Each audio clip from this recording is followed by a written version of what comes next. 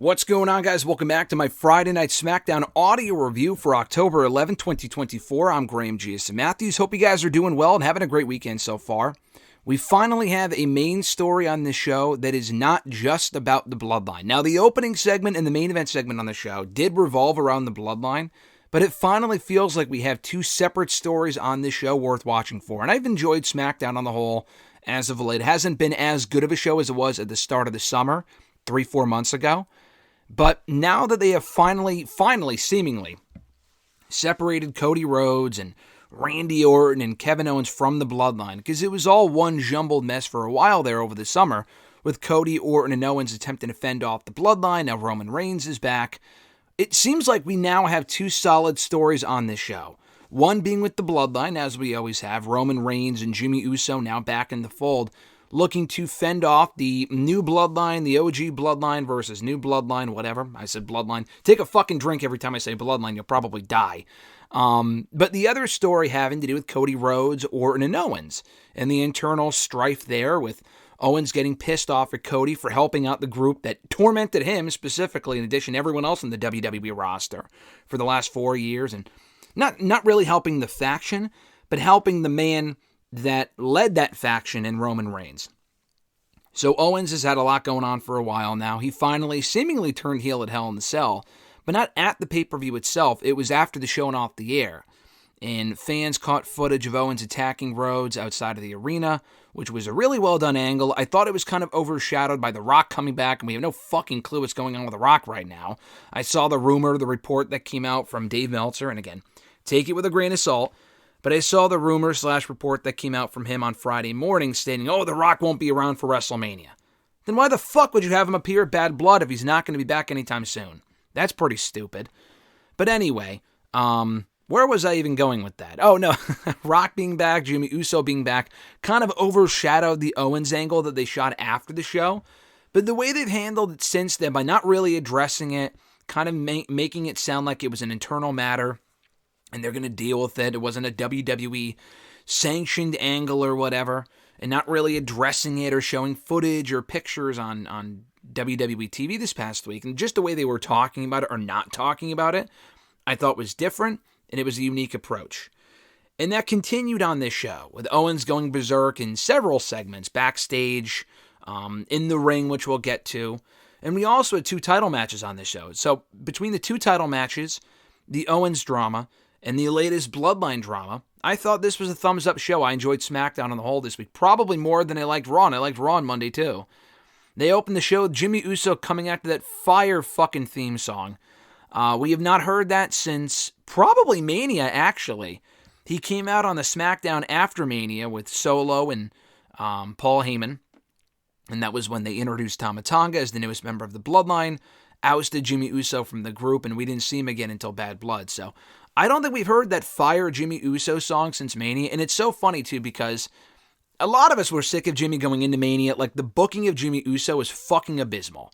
They wanted us to feel like he was a threat going into Mania for that match with Jey Uso, and he wasn't. He just wasn't a threat. And we finally have him back now, and absence really does make the heart grow fonder. He got a good reaction here, and hearing that song again, whether it's a heel song or not, is a great fucking song. So honestly, I hope they don't reunite the Usos anytime soon, if only so we can continue to hear the respective singles' individual theme songs, because they're just that good. But anyway, so he was out there, quickly interrupted by Roman Reigns, specifically Roman making a great epic entrance here.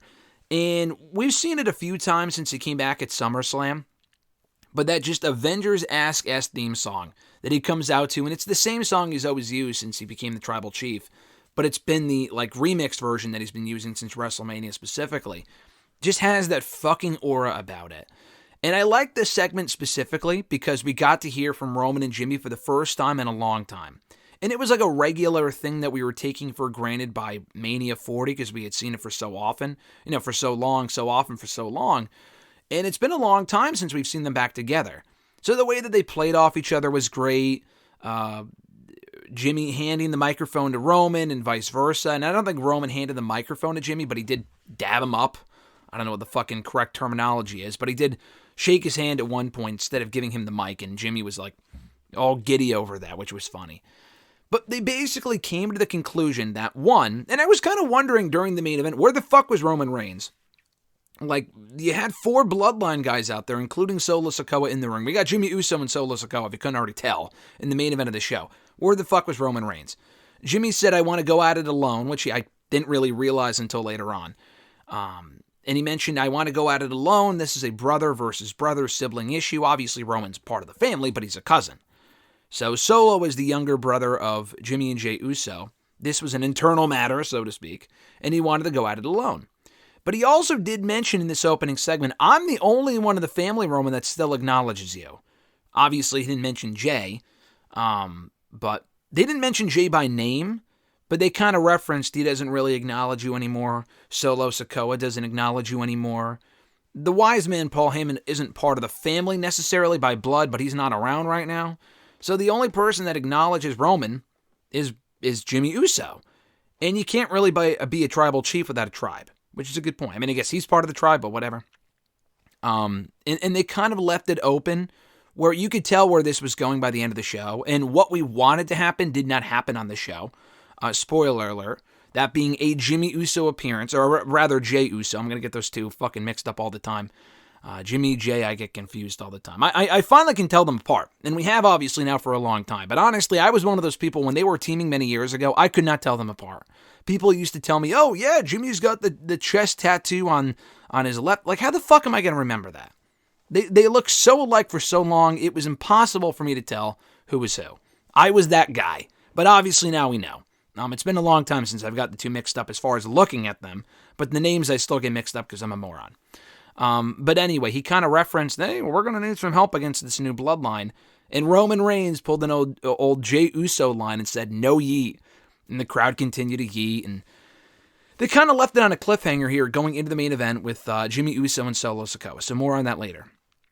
LA Knight defending the United States Championship against Carmelo Hayes in a very good match. Carmelo Hayes probably sells the BFT better than fucking anyone. We saw it last week.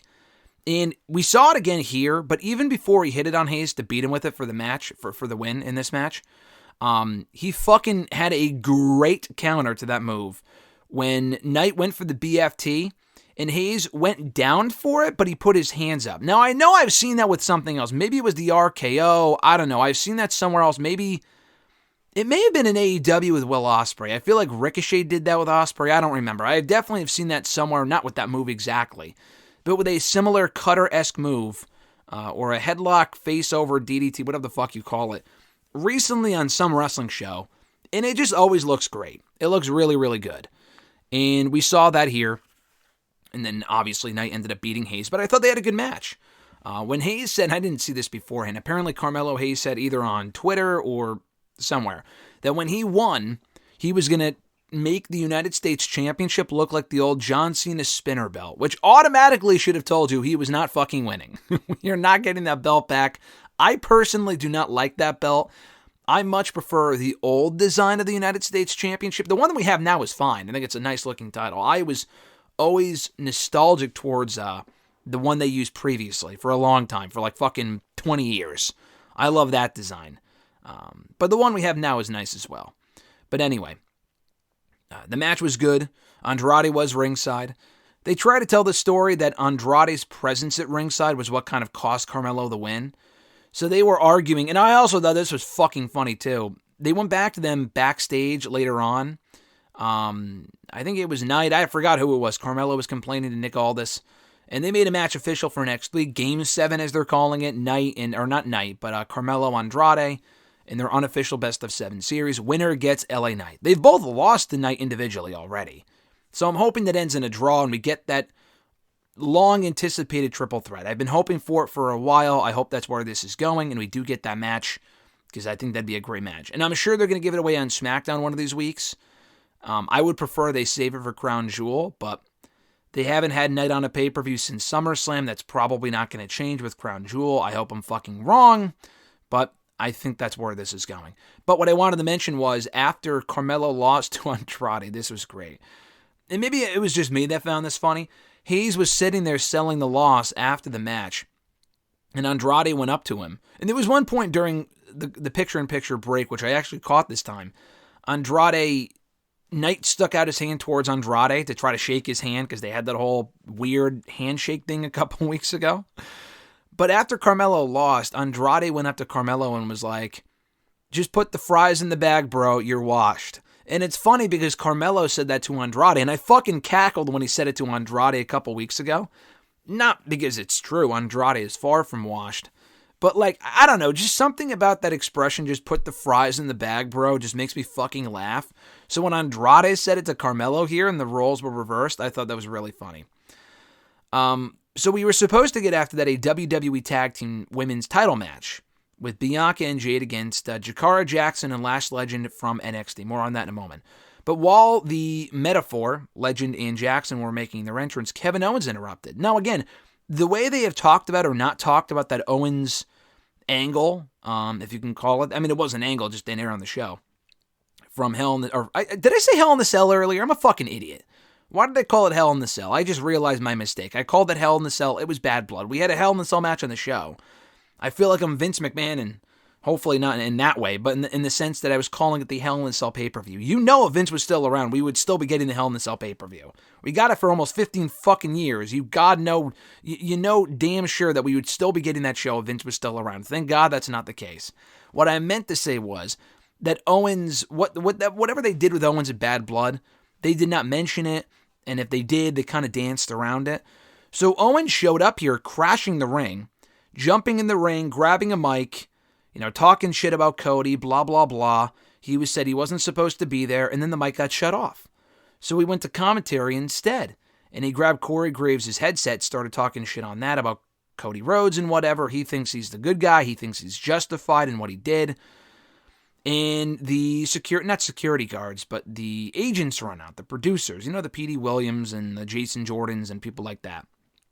And Cody Rhodes also comes out to confront Kevin Owens, and they kind of had a quick face-to-face, but they never really got too close because the security guards backed up Cody, and they kept them separated. They gave them distance. Orton ends up getting in the ring and trying to cool down Owens. Owens elbows him without really realizing who he was elbowing. And he doesn't realize until I thought Orton was going to lay him out with an RKO. He just kind of punched him. And he was like, all right, I got to cool down. You got to cool down. We all got to cool down here. And they kind of they had a tension-filled moment there, that Orton and Owens. So I thought that was really well done. The whole angle here was great. People complaining online, they cut, Jakara, Jackson, and Lash Legend's entrance short. I understand that. The match itself was 2 minutes. I honestly didn't really care too much about the match. It was perfectly fine for what it was. I have not seen a match in NXT that has overly impressed me. As a tag team anyway, Lash Legend has had some impressive showings on her own. I just do not see what some other people see as far as the star power there and the potential of these two. I think they're fine. I really don't give a fuck about the Metaphor. I think they're terrible. As a group, they're awful. Legend and Jackson are okay.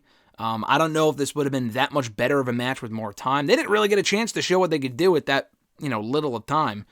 So again, I didn't really care personally. I know people were upset about it. That's fine. I didn't really give a shit. The outcome was never really in doubt anyway, with Bianca and Jade retaining the titles. Now, Chelsea Green and Piper Niven were at ringside. They were teasing getting the next shot. And I also kind of forgot about this too. Bianca and Jade were never going to lose here before Raw, where they're going to defend against Damage Control, Io Sky, and Kairi Sane. I mean, I don't think anyone, even if that wasn't happening, people would not have predicted Bianca and Jade to lose here. But the timing didn't really help, where they already have another match announced. And that was kind of the case with Legend and Jackson about a month or two ago. They got a title shot on NXT. I think it was Great American Bash or Heatwave or whatever. I think it was Great American Bash. They got a title shot, and it was like days before the Unholy Union, Alba Fire and Isla Dawn defended against Bianca and Jade actually on SmackDown. So there was no fucking way they were losing on NXT before SmackDown. And this was kind of the same thing. So they were kind of fucked by the timing. It does make me wonder, though, did they want to get this match out of the way before Jade and Bianca lose the belts to Damage Control on Monday? Because if they beat Damage Control, I'm not really sure who's next. Yeah, obviously, again, they teased Chelsea Green and Piper Niven here. We've actually seen that match before, not for the tag titles. They did do that match coming out of Mania earlier this year, and they beat them in mere minutes. You can run it back. I think Chelsea Green and Piper Niven are entertaining. I don't really want to see the belts on them again, personally. I would rather see the belts back on Damage Control. I mean, I would get rid of the belts entirely, but if you're going to have anyone dethrone Bianca and Jade, I think it should be Damage Control. And I think that match on Monday will be really good. But, we'll see. I feel like this could have been a red herring where they're teasing Chelsea and Piper getting a shot with Bianca and Jade, but it actually ends up being Damage Control instead if they win on Monday. I'm not sure if they will.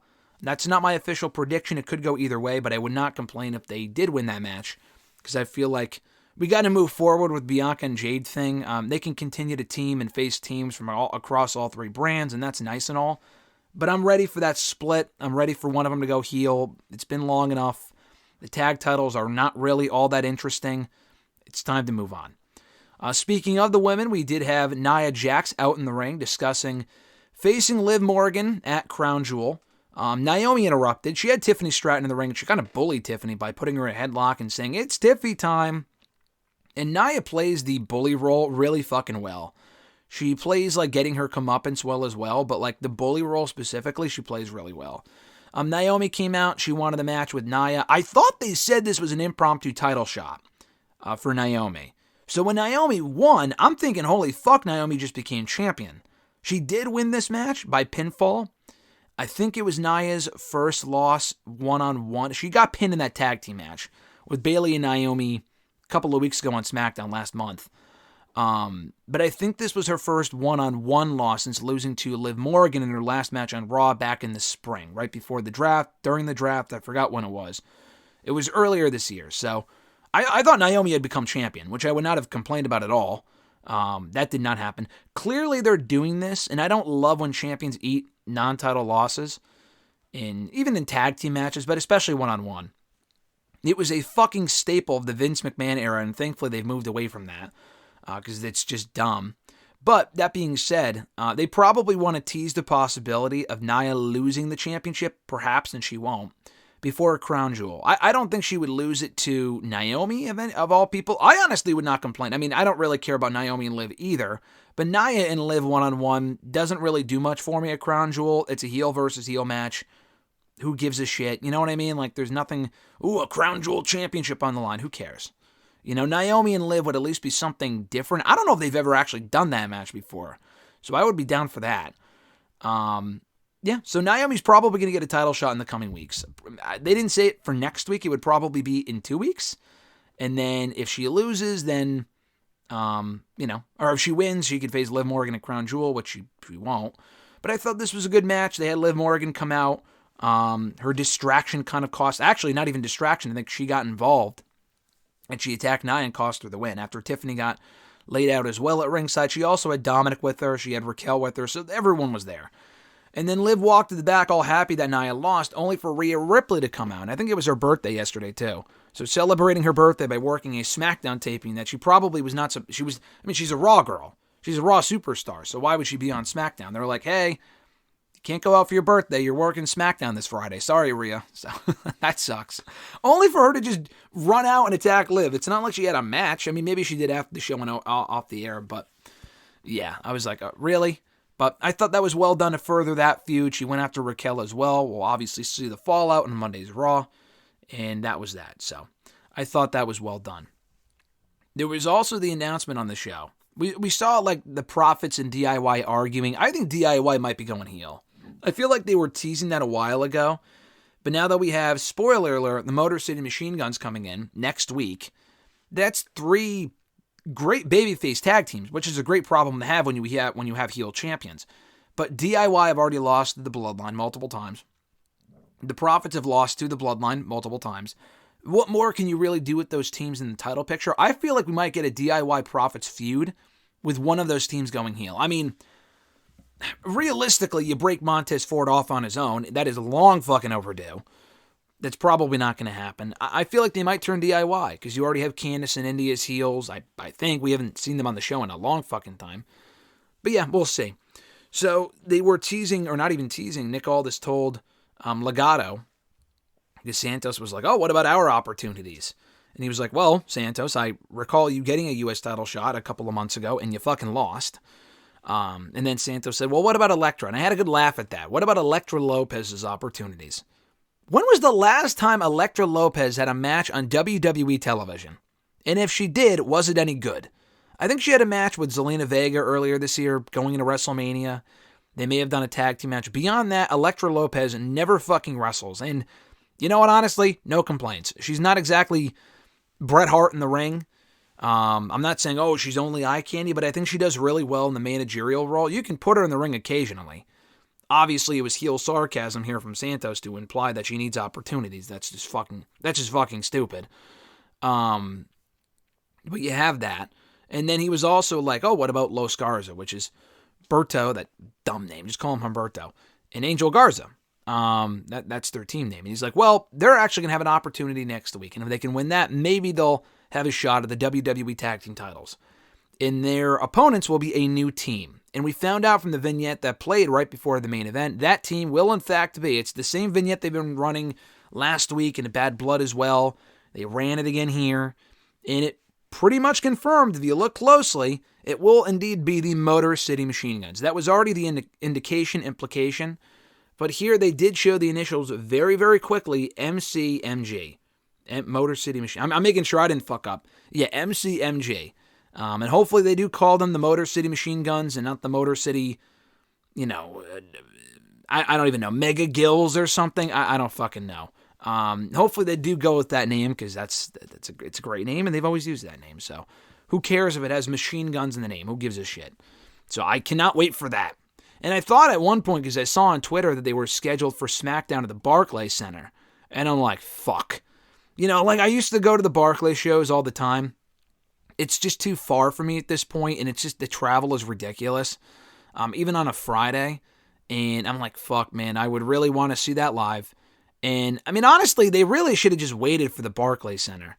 They're doing it next week, and that's fine, but I think they're in South Carolina again next week. And, my thoughts and prayers go out to everyone affected by the hurricanes over there in that area. But South Carolina, I mean, it's not like it's Detroit. I would have saved it. I don't know how great of a reaction they'll get for their debut. I'm not sure how many people in the audience will actually know who they are, which sucks because they should get a great reaction. They deserve to get a great reaction. I just don't know if they will in that city that they're in next week. But anyway, so that's happening next week. Can't fucking wait for that. Main event of this show, Solo Sikoa and Jimmy Uso. Pretty standard main event, not a barn burner by any means, but it was well worked for what it was. Like I said, no Roman Reigns helping out Jimmy. He was outnumbered here. A victim of the numbers game, ended up losing to Solo. So it's funny because Solo continues to fucking lose whenever it matters, whether it be at SummerSlam or against Cody on SmackDown, the season premiere last month. Not this show, but a Bad Blood last weekend. He won here, thankfully. But I guess there's no consequences for him losing. Only when Roman loses or Jimmy loses or whatever. Because that's what he said earlier this year coming out of Mania. Losing has consequences. And I guess it doesn't apply to himself because he's still the leader of the Bloodline, even though it should probably be Jacob Fatu. But Roman did come out as soon as the match was over to help out Jimmy lay out the Bloodline. They failed. They were outnumbered. And as they went off the air, Jimmy, you could hear him saying to Roman, we need help. We need backup. And and Roman was acting conflicted. Like, I don't know if I think it's more of a case of in storyline that he just doesn't like Jay because Jay turned on him. But it could also be a case of Roman, now that he's a babyface, him feeling guilty. That he doesn't want to make himself look vulnerable by calling upon someone that he knows he wronged, that he was in the right for turning on him. He doesn't want to have to go crawling back to him for help after everyone would come crawling back to Roman. You know what I mean? Like Jimmy came crawling back to Roman. A number of people have. Paul Heyman among other people. Even Jay at one point earlier on in the Bloodline saga.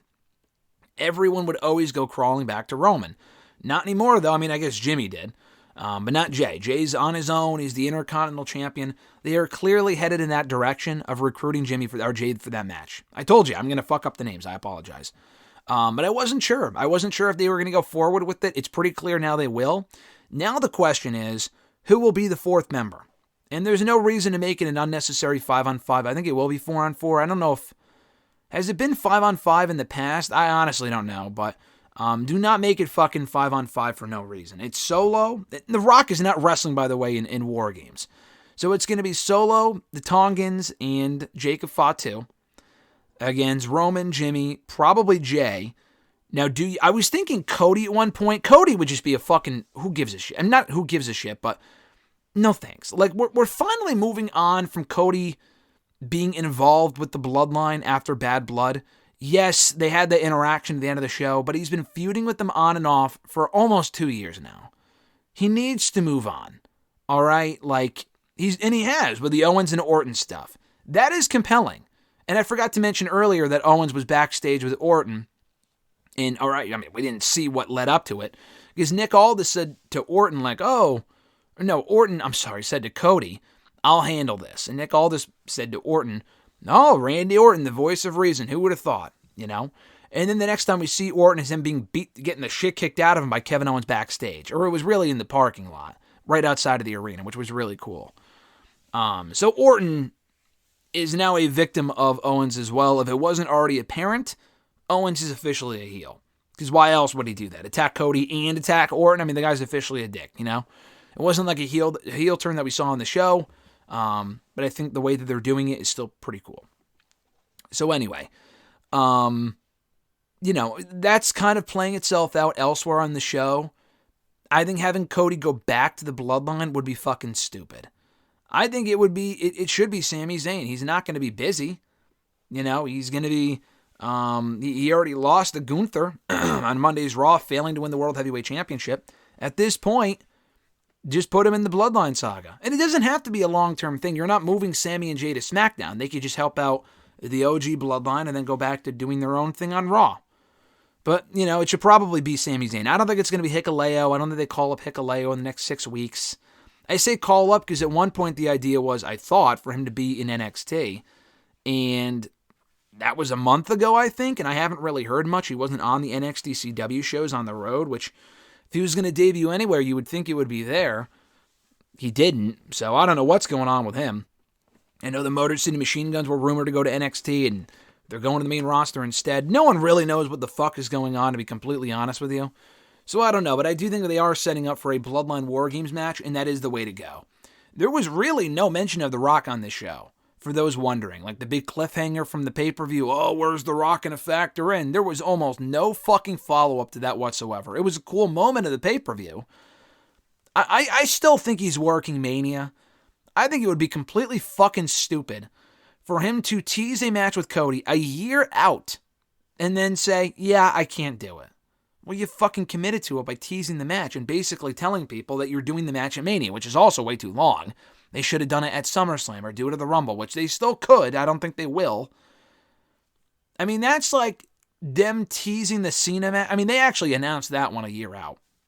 But that whole Rock-Cena saga from 2011 to 2013, they mapped that out like when Rock came back in 2011.